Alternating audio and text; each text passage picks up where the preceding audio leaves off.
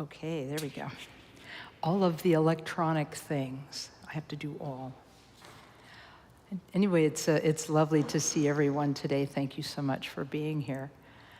And before I go too much farther, I want to also thank the team that was in here yesterday mopping the floor.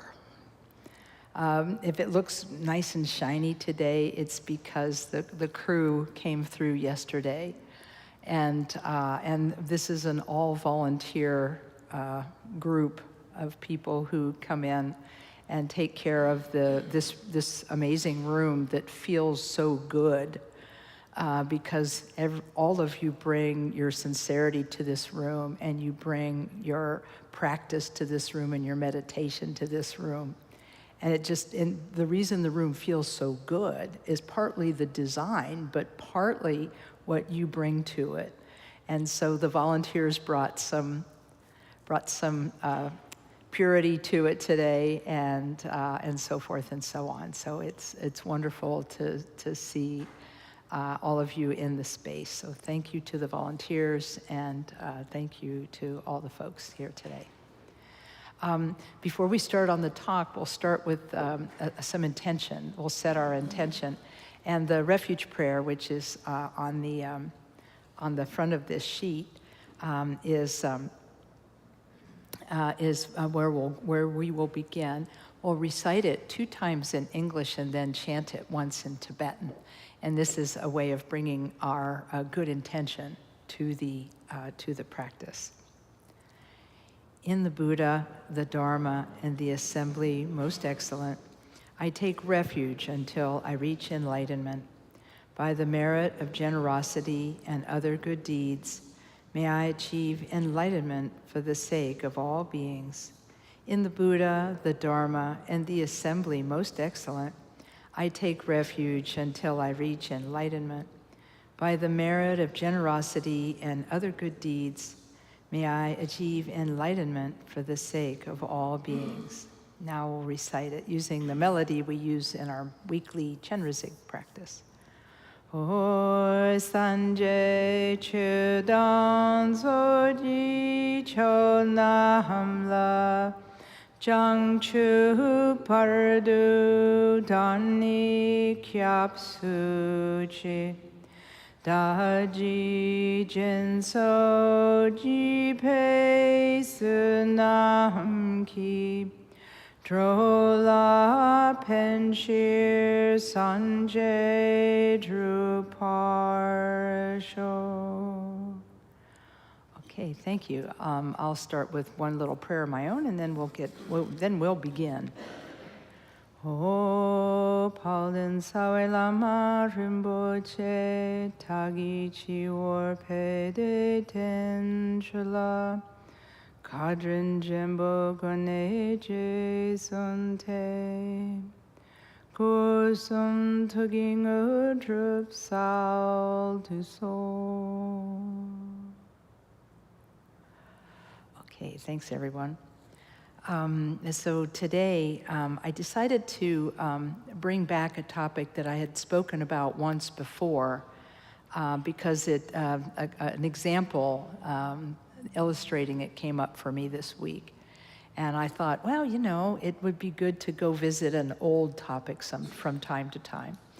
And so the topic I'm visiting is, the title of the talk is different, but the theme is the same, is practice beyond perfectionism. And so that's where we're going to start today. And sometimes people say, well, why is it that the Dharma teachers always teach on the same topics? Why can't they talk about something new from time to time? And I've reflected on this myself. And because it used to be that way when Khenpo Karthar Rinpoche was living and he would come to visit us once or twice a year, he would often talk about the same topics over and over again. He would talk about taking refuge in the Buddha as the teacher, the Dharma as the path, and the Sangha as the community. He would talk about taking refuge. He would talk about engendering the mind of the Bodhisattva. engendering the mind that wants to attain enlightenment for the benefit of others. And then he would talk about the bodhisattva path, how difficult it is to try to attain Buddhahood for the benefit of others, and how difficult and yet rewarding it is to practice the 6 perfect virtues that the bodhisattvas practice: generosity and ethics, patience, diligence, meditation, and wisdom. And often he would talk about these 6 perfect virtues over and over again, and the bodhisattva vow over and over again. And it finally occurred to me that part of the reason he did this is because we need to hear it more than once for it to really sink in. And I think part of the reason for this is that the reason we need to hear things over and over again for them to sink in is because we are at a different place every time we hear it.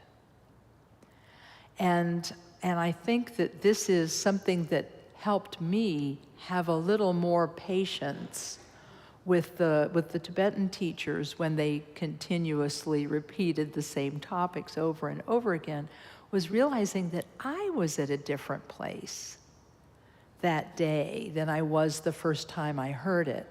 And maybe hearing about the 6 perfect virtues, we kind of get stuck like, oh, there's no way I can do that. There's no way I can be that generous. There's no way that I can be that ethical. There's no way I can be that patient. Come on.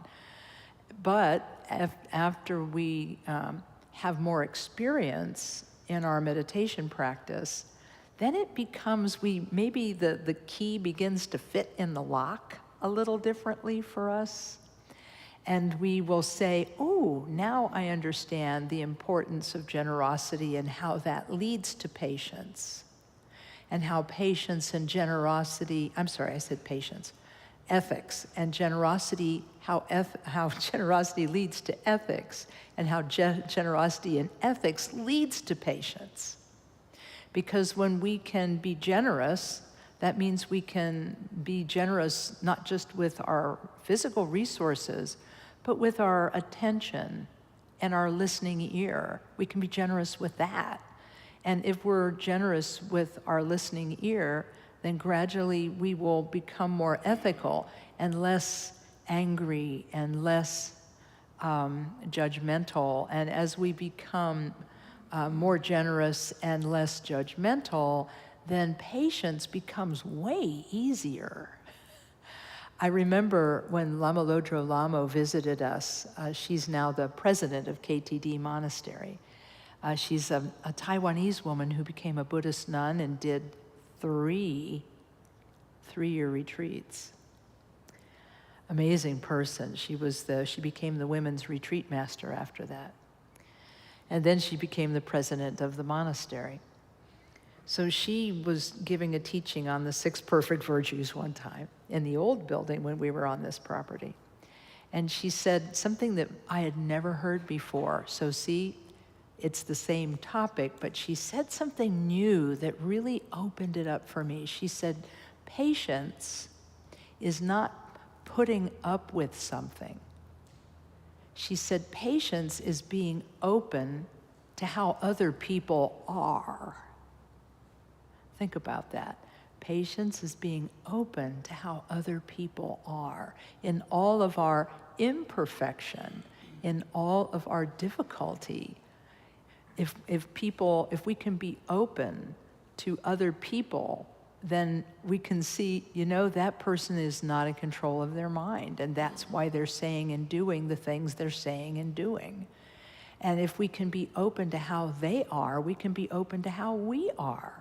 And we can be more kind and generous toward ourselves too. So so no matter how many times we hear a topic, there's maybe always a nugget of something new that helps us to get that key in the lock so that we can begin to unlock the meaning for ourselves and how we could maybe possibly practice. So So that's why I think that repetition is kind of okay, as long as we keep it interesting. I do apologize, the jokes will probably not be new. But you know, that's the life of a stand-up comedian. You just can't. It's got that tight 10 minutes, and then you just keep repeating it. Anyway, so you get the idea. So in any case, the reason I wanted to talk about this practice beyond perfectionism is because I talk to so many people on a weekly basis, on a regular basis, in my work as a Dharma teacher. And I hear so many people sharing with me that they would like to be less judgmental of themselves. That's a really interesting, and so this is kind of why I want to look at this again, was that I encountered that a few times in the last couple of weeks, maybe 2-3 weeks. It started to kind of like bubble up that this was a theme that was repeating for people. And so I think I'm going to give that perfectionism talk again, because I come from those people. Those are my people. Because I grew up with perfectionism. I mean, who doesn't know somebody from their childhood who like demanded a lot of us, right? And made us not feel good if we didn't like meet their expectations. You don't have to put your hands up. I know that we're all kind of a little bit like that. We all ran into somebody like that when we were growing up. Maybe it was in the family, maybe it was somebody at school, maybe it was somebody else. But it was someone who judged us in a way that was kind of unfair, given our age and our experience, and that made us not feel good about ourselves. And then what happens sometimes is that as we grow, we sometimes internalize those voices. We internalize the voices that told us we weren't good enough, or that we needed to be more than what we were. And we internalize those voices and start using them on ourselves without realizing it. And when we don't realize it, suddenly we're falling into little holes that we somehow dug for ourselves right in front of our path, you know. There's a hole, and I fall right in it. And so doing this is not constructive, but we kind of don't know it's not constructive. We just think we're trying to be better and do better, because, you know, we all want to be better and do better. I mean, who doesn't, right? Want to do better, be better. And it isn't until we find that maybe we've been unfair with ourselves, and maybe we've been too demanding on ourselves, when it starts to hurt, when we have self-conversations. I don't know if anybody else does this, but I have little voices that come up in my head from my past. And sometimes I say bad things to myself. I knew a lady, this was years ago, and she used to, her name was, well, we'll give her a different name. Her name was Mary. And she used to say, when she would do something wrong or make a mistake, she'd say, "Oh, Mary, you're so stupid." And I said, "Aw, be nice to Mary. She's good. You know, be nice to Mary. You can be nicer than that. Come on, you can do it." And at first, she didn't understand what I was getting at. She didn't even recognize she had the habit until I pointed it out. And she's like, "Oh, yeah, okay." I can't say she made a change, but because habits are habits are habits. See, talk about repeat. Now you see why I'm talking about repetition. Because habits get born from repetition. And the habits that get born from repetition are not always the good things that happen. Sometimes it's the bad things that happen too that get repeated. And so how we find out about this, how we realize what we've been doing, digging these little holes in our path, how we realize it is when we start meditating. I tell you what, it seems to be the #1 cause of self-reflection is meditating. Because when we meditate, we become aware of the monologue or the dialogue or whatever, right, that is going on inside of us, because it seems to be playing all the time, even while we're trying to meditate. And we notice these thoughts in meditation, and then we set them aside. Like, oh, no, I'm supposed to be meditating, and I'm having this thought instead. So, oh, yeah, okay, thinking, and then we let it go, and then we practice the technique of coming back to the breath and trying to come back to the breath with gentleness and come back to the breath with non-judgment and not say bad meditator, and just come back to the breath as a friend, right? Coming back to our mind as a friend. And this is, I think, why our teachers have emphasized to us the importance of meditation and of the capacity to come back to the breath without judgment, to come back to the breath with gentleness and without judgment over and over and over again. Because coming back without judgment is a training in being gentle with ourselves. And it's a training in being less judgmental and less perfectionistic. One of my friends has a lovely saying. He says, don't let the perfect be the enemy of the good. In other words, when we do things well, we should accept that we've done them well and not always think, oh, but I could have done it like this, or I could have done it like that, and so forth. And so meditation begins to show us our habitual thoughts, the ones that we keep having over and over again. And seeing them at first, we might feel a little dismayed, like, oh, you mean I'm thinking like that a lot?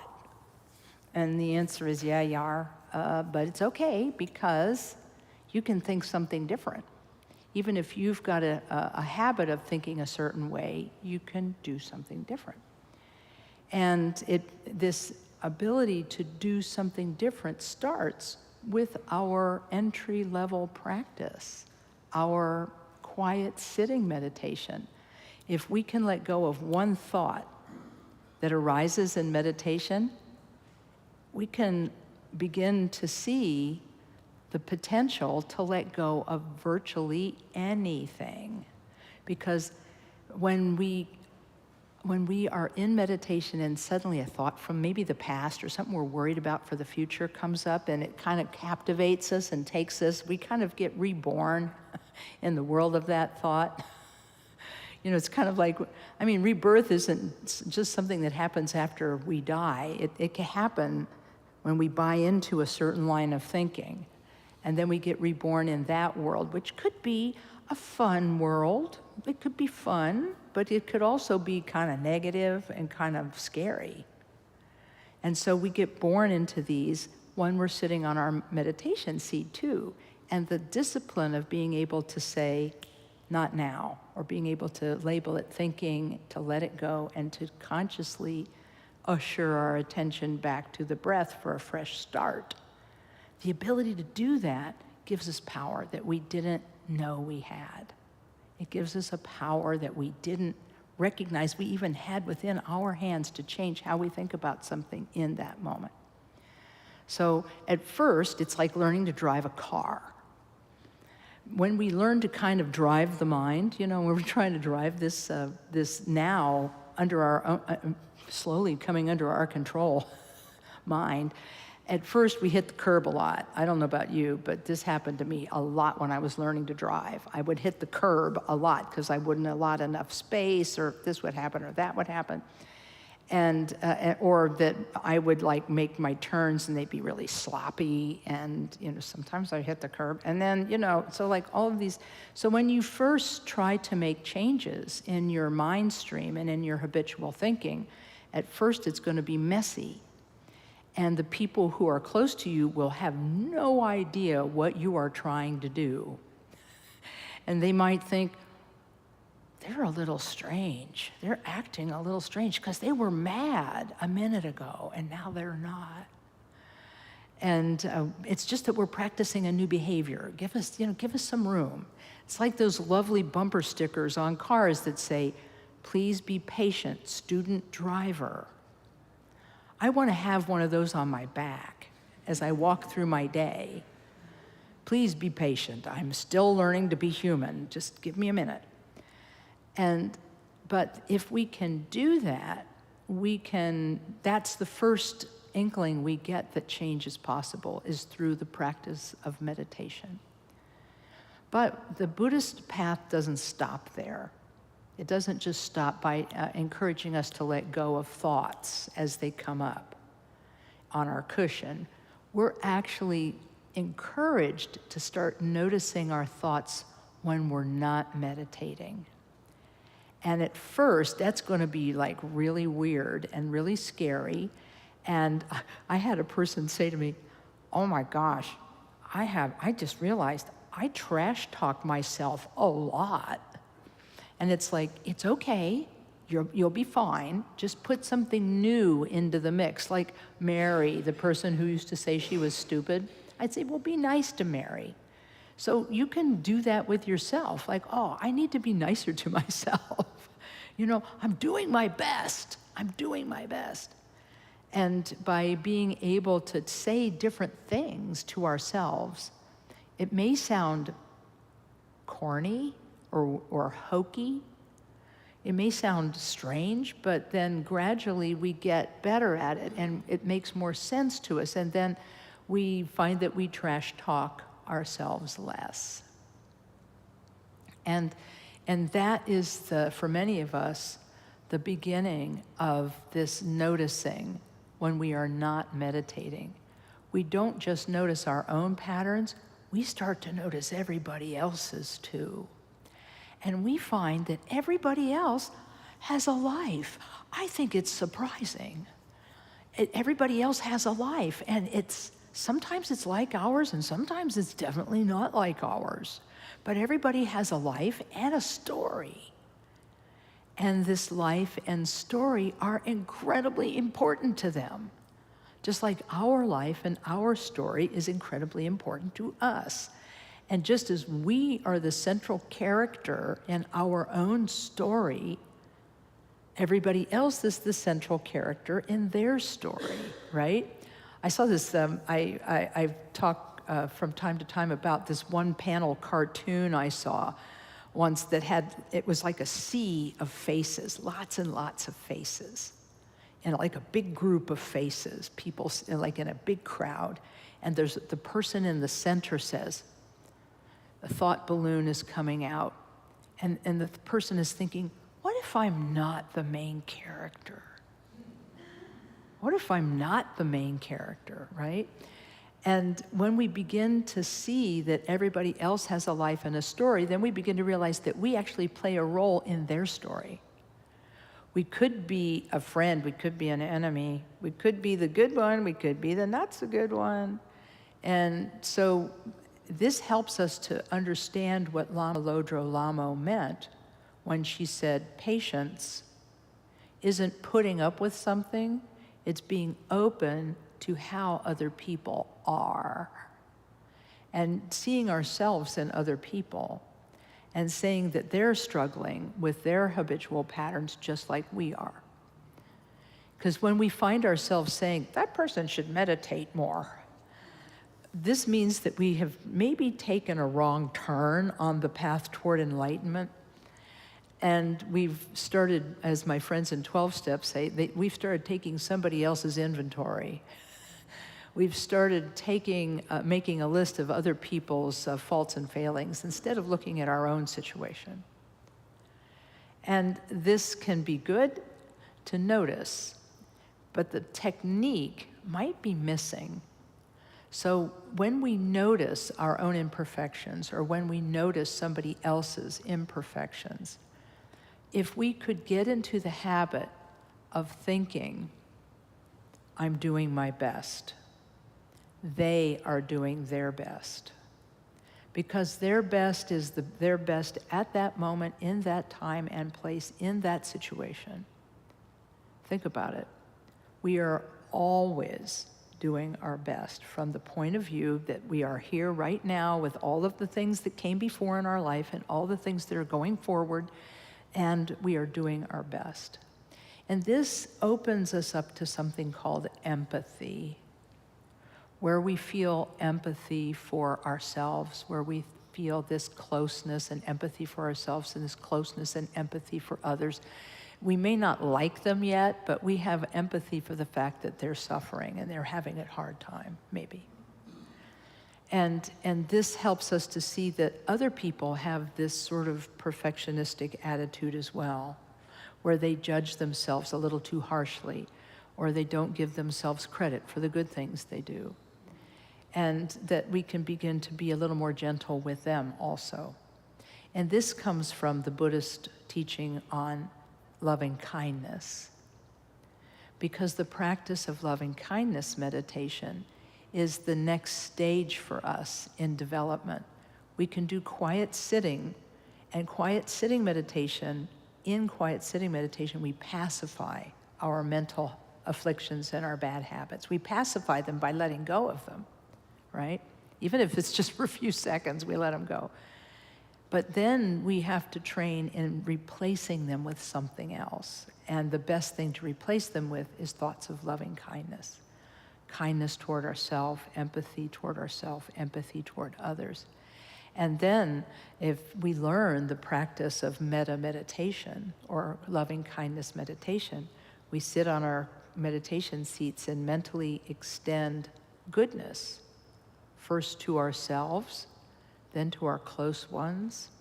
Then we mentally extend goodness and happiness to people we don't know. And then finally, we extend goodness and happiness to all beings, which can include people that we are in conflict with. And by doing this, we begin to form a new habit that is not perfectionism, a new habit that's being aware and understanding and a little more giving, a little more generous. But Buddhist practice doesn't stop there. It doesn't stop with the pacification of mental afflictions that happens in quiet sitting meditation. And it doesn't happen solely through loving kindness meditation. There's actually another kind of meditation we can learn called compassion meditation. Whereas we breathe out, we give goodness to others, and as we breathe in, we remove all their suffering, thinking, oh, I'll take that for you. I mean, it's imaginary suffering, so we can imagine our taking it on.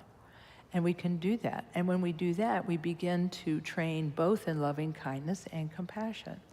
Then we are taught how to look at our own mental afflictions and how to recognize them on the spot, have compassion for them, and let them go. And if anybody has trained in this discipline, it comes from the 7-point mind training. And the slogan, there are 59 mind training slogans, which after all these years, I still haven't memorized them, but I do know one by heart. And that is 3 objects, 3 poisons, 3 seeds of virtue. 3 objects are things we like, things we don't like, and things we're indifferent toward.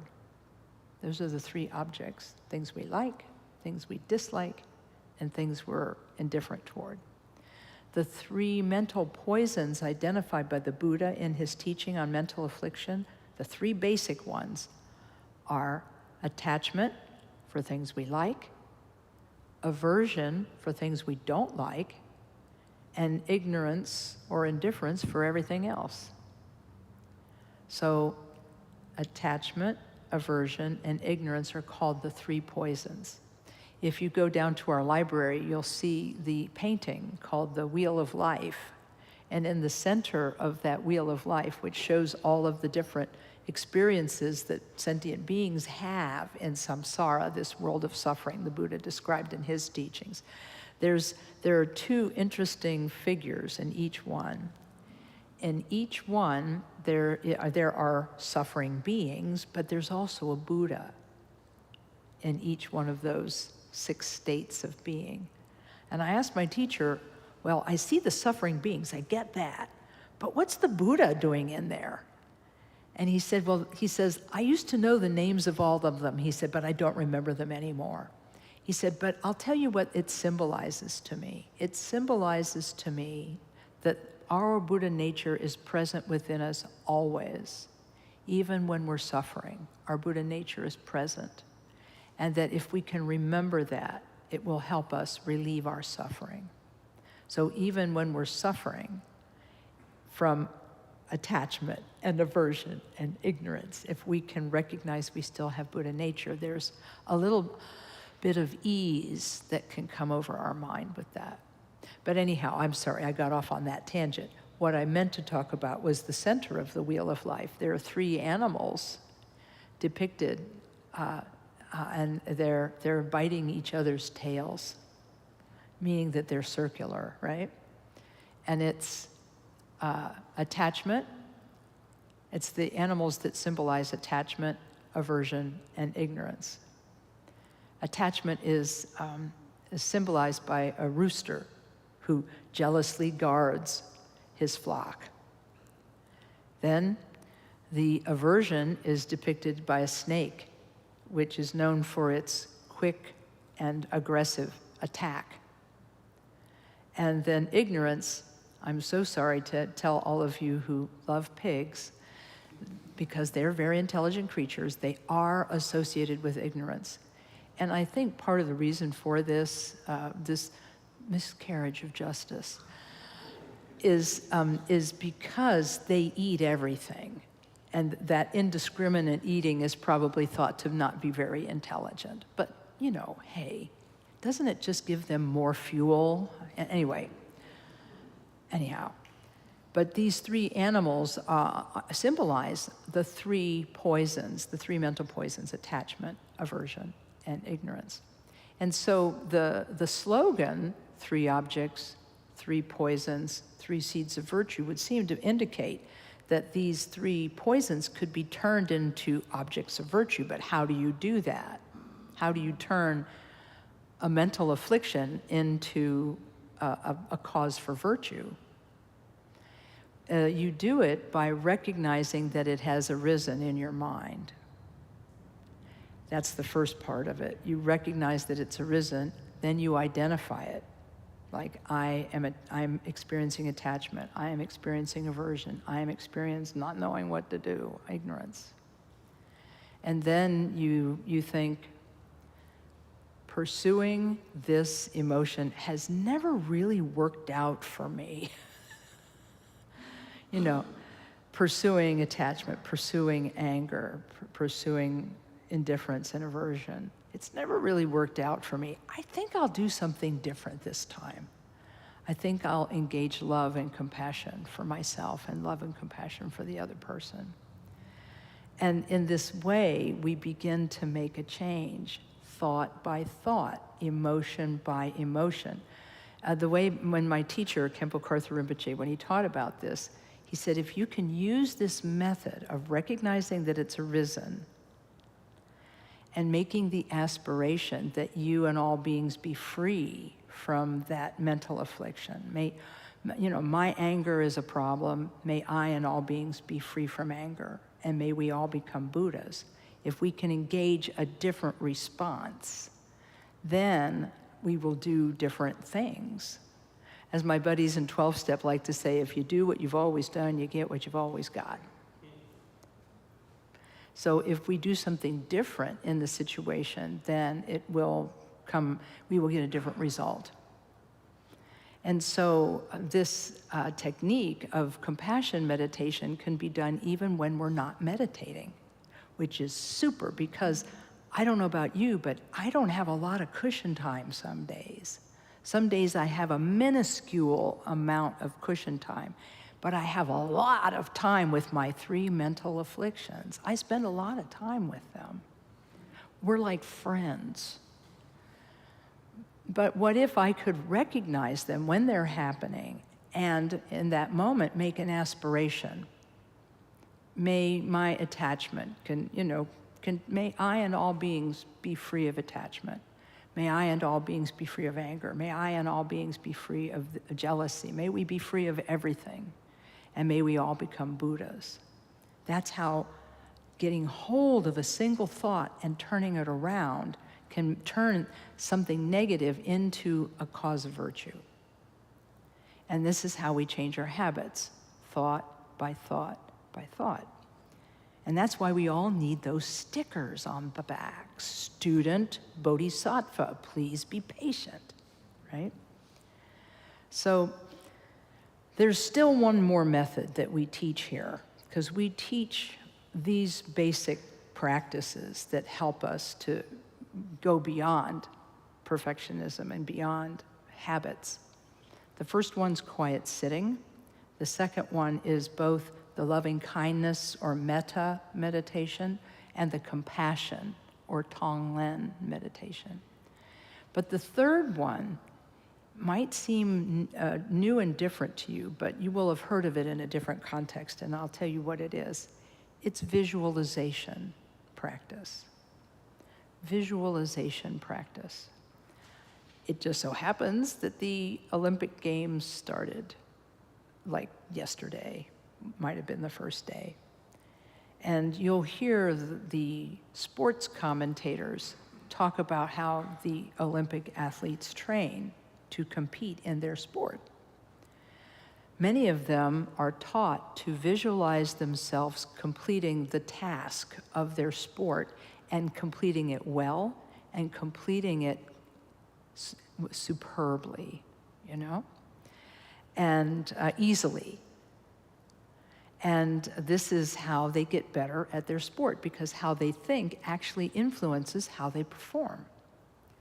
Well, if they can do that for swimming, if they can do that for throwing a javelin, or if they can do that for running, can't we do it with self-acceptance, loving kindness, and compassion? Can't we do that too? And so the practices that were taught in Buddhist Tantra in India involved mantra and visualization. And then when this Buddhist Tantra went to Tibet, the Tibetans learned it too. And then when the Tibetans came to the West, we learned it. And the practice is to imagine for a short period of time that we actually are Buddhas, that we actually have a body that's made of light and empty inside. Maybe we take the form of Chenrezig, the bodhisattva of compassion. Maybe we take the form of Tara, the remover of obstacles. Maybe we take the form of the medicine Buddha, or of Guru Rinpoche, or any of the Buddhas and bodhisattvas. What if we actually, for a moment, visualized ourselves like that? When I was writing the description for this talk today, I said, one of the things we have to learn to do is lighten up. Well, one of the ways we lighten up is, of course, by being kinder to ourselves. But the other way is to use visualization and lighten up from the inside by seeing ourselves as having Buddha nature. I'll give you a brief description. Every Tuesday evening, we do, on Zoom, we do a meditation on the Bodhisattva of Compassion, Chenrezig. And it begins by taking refuge in the Buddhas and Bodhisattvas, but then we imagine that above our head is the Bodhisattva Chenrezig. He's glowing, he's beautiful. He's made completely of light and is insubstantial. And we then turn toward him in prayer and we say, you who are not marred by any fault, you know, upon whose head a Buddha is your crown, meaning the Buddha Amitabha, who's his guru. Chenrezig, to you I bow. And then after we pray like this, the next verse says, having prayed like this, light pours from the holy form of the Bodhisattva above our heads, and it washes away all of our imperfections. It washes away all of our habitual tendencies, all of our negative mental afflictions, even the cognitive obscuration that prevents us from seeing our Buddha nature. It washes all of that away. And then we take on the appearance of Chenrezig. We look like Chenrezig. We're made of light. The flesh and blood body has been set aside for the purposes of meditation. And just for a moment, we get to be Chenrezig, made of light. And we recite his mantra, Om Mani Padme Hum, or Om Mani Padme Hum. And for a moment, we get to be Chenrezig. And then when the mantra recitation ends, we dissolve all of it into, all of the world dissolves into us, and then we as Chenrezig, because we're made of light, this is possible, we dissolve into emptiness.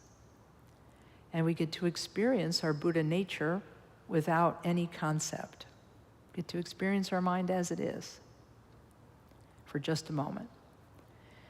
And so being able to do this type of visualization practice is another way to cut through our habitual ways of thinking about ourselves, and a way to uncover what is always there, which is our Buddha nature, symbolized by that Buddha figure that's in each of the various realms of samsaric existence downstairs in the painting in the library. You can go take a look at it. It's in the reading nook. The Buddha caused this, he described the painting and caused it to be painted for the first time during his lifetime, 2,500 years ago. He caused it to be painted and given to one of his disciples who was a king. And by studying the painting, the king came to understand the nature of mind and became a Buddha himself. So these are how teachings get handed down, by being repeated over and over and over again to audiences who may have heard them, but may not have heard them just exactly like that. And hopefully by doing this repetition, we get just another inch down the path and can begin to benefit ourselves and others in new ways because we've lightened up. So I think that's enough talking. And maybe we could do discussion for a few minutes. What do you think? See what you think about these things. If you have questions or curiosities or whatever, you can bring them to the friendly question microphones at the front of the room. They are friendly because they talk to you. Did you notice there's a sign on them? It says, "Welcome to the question microphone." Alternatively, we can meditate. Okay, here we go. All right. Hi, Lama Kathy. Hey, hi. As you were talking about things to do during your day when you're feeling angry or negative emotion, I've been thinking about how sometimes I can notice that negative emotion, and I'm trying to do some of those practices, but there's this part of me that kind of likes having that negative emotion, and it's like relishing in it, and I want you to talk about what that is and what's going on. Yeah, okay. Well, I really appreciate this because the struggle is real. The struggle is real. Because we have such a habit of that. It's like being asked to leave someplace nice and familiar. Oh, by the way, did I say it was also painful? But it's nice and familiar. And I think that this push and pull, you see what I'm saying, is what we feel. Because we think, well, if I don't...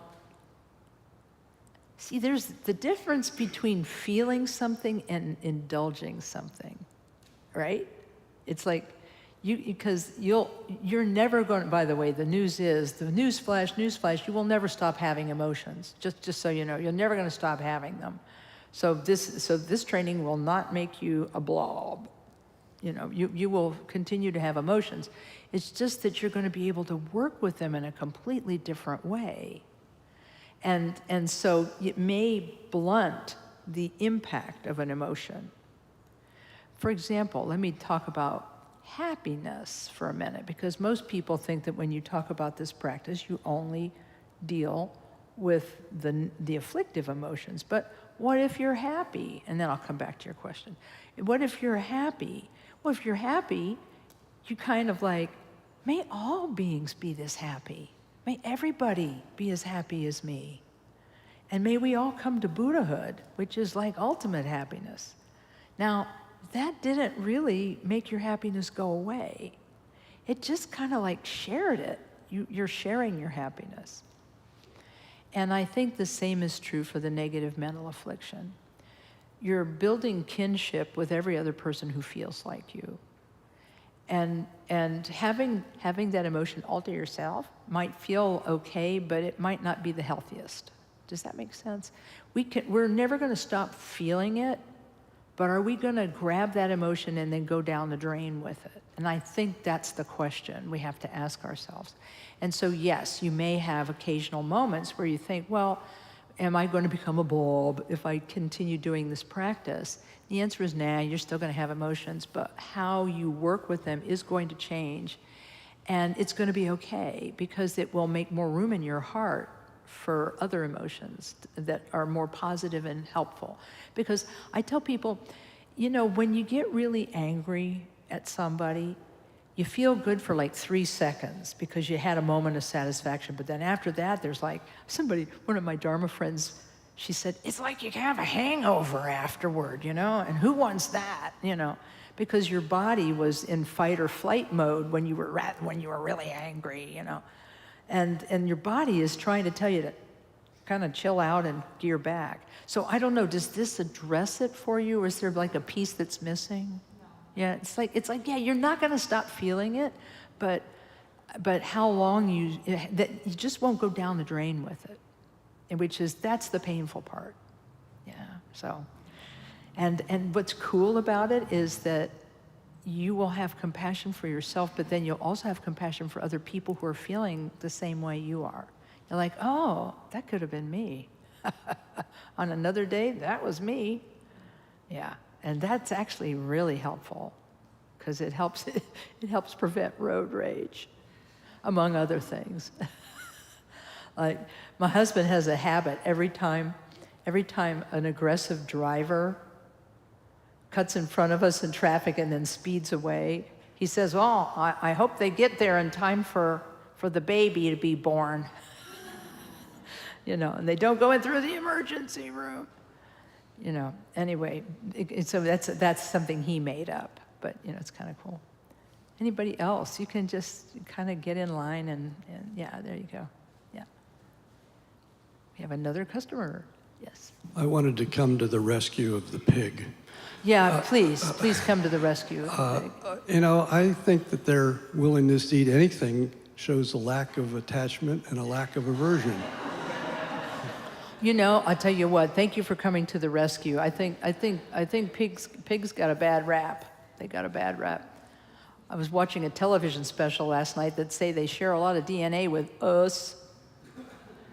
Yeah, so it's like, okay, that's scary. Anybody else have a question? Yeah, sure. Yeah, just take a minute.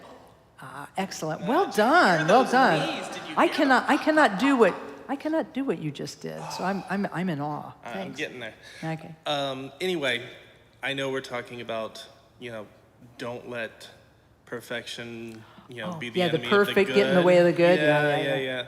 So, of course, I'm going to ask, what's the fourth meditation? Because I have to know which one it is. Or I have to know what it is in order to be perfect and have a perfect list. Oh, right. Yeah. Right. Well, there isn't a fourth, so that kind of is good. I thought there was four. Okay, well, good. yeah. If you take, I understand what you're saying. I understand. What I did to make 4 was I took loving kindness meditation and compassion meditation and gave them made them as separate items, when really they kind of are, they're both the same. But I mean, they're the same, but they're different. So meditation comes first because it's easier to extend goodness to people and not take on their suffering, which you then do in Tonglen, or you imagine that you take on the suffering of other people. It's not easy for a lot of people to do that, so loving kindness is often taught separately. So that's where the 4 comes through. Gotcha. That's where the 4 comes in. Thank you for pointing that out, because speaking extemporaneously, it's, sometimes I will make mistakes, so appreciate you pointing that out. This will help somebody who was listening. There you go. Yeah, thank you. Hey, hi there. I like this question microphone thing. By the way, they started using this same method at KTD Monastery because they called it the Columbus method. Yes. Yeah. Wow. Yeah, I know. So one of the things, and this is probably more of an observation than a question, It's okay. that I've noticed, I consider myself a little bit, I won't say precisely, I don't want to use the word foolish, but it's probably more accurate. It can take me a minute to catch on. But I've noticed that in the part of meditation, I learned all of this from you all, the part of meditation where they tell you, when you lose the thread of your meditation, you've wandered off and you are someplace else and you have no idea what number you're on. Yeah. And you're like, was it 12? Was it 14? I'm not sure. And then you start over again. That part, I hated it. For a year solid. I'm not winning. And then I had this epiphany one day. I'm sitting there in front of my altar and I'm meditating, and all of a sudden it's like 14, 9, 3, where am I? Okay. 1, Yes. 2, and then it hit me. I could start at 11 or 9. Literally, the numbers are not the point. It doesn't matter. Yeah. What matters is you begin again Yeah. and Right. again and again. Yeah. Yeah. And you embrace it and love it each time, because each time you learn a little more than you knew the time before. Yeah. And I was like, oh, good gadzooks, or some other comment like that. Yeah, something like that, yeah.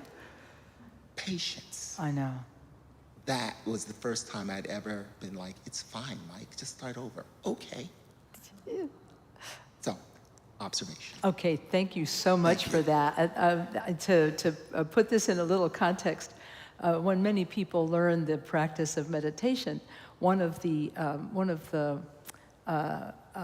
methods of noticing when you've become distracted, some people will actually use a counting method, and that is in breath, out breath. They'll mentally count 1, in breath, out breath, mentally count 2, and so forth, as a way of noticing when they become distracted. Because when you lose count, then you know that it's time to come back, to 1 again. And I love what you're saying, which is that at first it's like there's this like tension, like I'm not winning when you have to come back. But then just dropping the judgment, there's this incredible freedom that ensues upon dropping the judgment. And it's like, it doesn't matter whether I start over at 9 or at 11, I'm beginning again. And I think that's a really wonderful moment to remember and to have, because that moment is yours forever. And that's the thing. And then because a couple people will say to me, well, I don't know if my meditation is working or not. I don't know if my meditation is working or not, but things that used to bother me a lot don't bother me as much anymore. And I'm like, yep, that's it. It's because the judgment is beginning to fade. It's like, and why did I judge myself for that anyway? I mean, in the big scheme of things. So I'm really super glad you shared that. Thanks. Yeah. Keep going. Hello. This will be our last question. So just this week I heard Susan Salzberg say that when she was 19 years old and first learning meditation and she couldn't concentrate, one of the first lessons she learned was that it's not, what you're really learning is not to concentrate, it's resilience. Because when you fail, you go back again, you return over and over again. And that's life. Right. resilience. Oh, wow, that's fantastic. And I really appreciate you sharing this because Sharon Salzberg is one of the pioneers of meditation in the West. And the idea that it's okay to begin again it's a powerful thing. And that this is what we are always doing, actually. All the time we're beginning again. And it's okay and it's cool, and this is where rebirth happens. It happens here when we begin again, and that we can always begin again, which is why change is possible, probable, and inevitable when we begin to come back again and again and again. So I really appreciate you letting me cover an old topic. I will try not to repeat it next time. But you do hear a lot of the same things, and that's because these practices, they take time. And I really appreciate the word resilience, because I was, last summer, I did a really crazy thing. I taught a book I hadn't read. And those of you who attended the class, you could tell. I taught Tralek Rinpoche's book, Karma, what it is, what it isn't, and why it matters. Honestly, the reason I taught the class was to force myself to read the book because I hadn't finished it yet. And one of the statements he makes in the book is that a lot of people say, oh, well, good karma, the best kind of good karma to have is to be wealthy or good looking or successful or famous, and maybe that's the kind of good karma you want to have in your life. And the Lama who is writing the book says like, nah, that's not it. From my opinion, he said, the best gift your previous karma can give you is adaptability. Adaptability, which I think resilience is part of that. Adaptability, because if you can adapt to your changing circumstance, you're always going to be okay in your life if you can adapt to what is going on. So anyhow, so that made me feel better because I am neither wealthy nor good looking nor famous, but I'm feeling okay most days, which I think is pretty darn good. So anyway, trying to work on that resilience part. Well, let's gather together the goodness of our time together today and use the dedication of merit. To save time, we'll just recite it once in English and imagine that we're gathering together all the goodness that came from all of these great contributions from you, from everyone, and that it benefits and liberates all beings. By this merit, may all attain omniscience. May it defeat the enemy, wrongdoing, from the stormy waves of birth, old age, sickness, and death. From the ocean of samsara, may I free all beings. The courageous Manjushri, who knows everything as it is. Samantabhadra, who also knows in the same way. And all the bodhisattvas, that I may follow in their path. I completely dedicate all this virtue.